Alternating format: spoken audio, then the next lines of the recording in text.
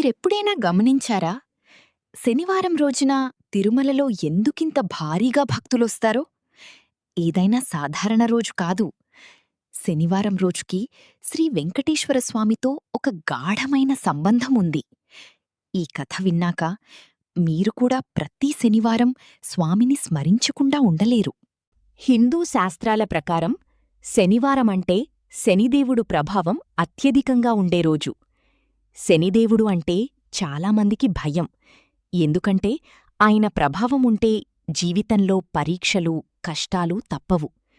కాని ఈ కష్టాల నుంచి రక్షించేవాడు ఎవరు? అక్కడే శ్రీ వెంకటేశ్వరస్వామి మహిమ ప్రారంభమవుతుంది. ఒకప్పుడు శనిదేవుడు తన శక్తిని భూమిపై చూపించాలని నిర్ణయించుకున్నాడు. ప్రజలు అతని దృష్టివల్ల ఎన్నో ఇబ్బందులు ఎదుర్కొంటున్నారు. దీన్ని చూసి శ్రీ వెంకటేశ్వరస్వామి భక్తుల బాధలను తట్టుకోలేకపోయారు. అప్పుడు స్వామివారు ఒక గొప్ప నిర్ణయం తీసుకున్నారు. నా భక్తులకు వచ్చే కష్టాలన్నీ నేనే స్వీకరిస్తాను అని. శనిదేవుడు కూడా స్వామివారి భక్తిని పరీక్షించడానికి తన ప్రభావాన్ని స్వామివారిపై చూపించాడు.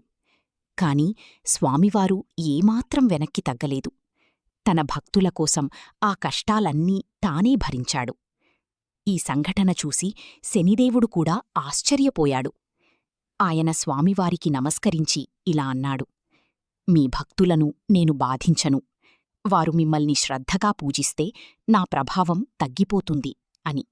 అందుకే శనివారం రోజున శ్రీ వెంకటేశ్వరస్వామిని దర్శిస్తే మన జీవితంలో ఉన్న శనిదోషాలు తగ్గుతాయని విశ్వాసం. తిరుమలలో కూడా శనివారం రోజున ప్రత్యేక రద్దీ ఉంటుంది. భక్తులు ఎంతో భక్తితో గోవిందా గోవిందా అని పిలుస్తారు. ఆ ఒక్క నామం మన హృదయంలో నమ్మకాన్ని నింపుతుంది.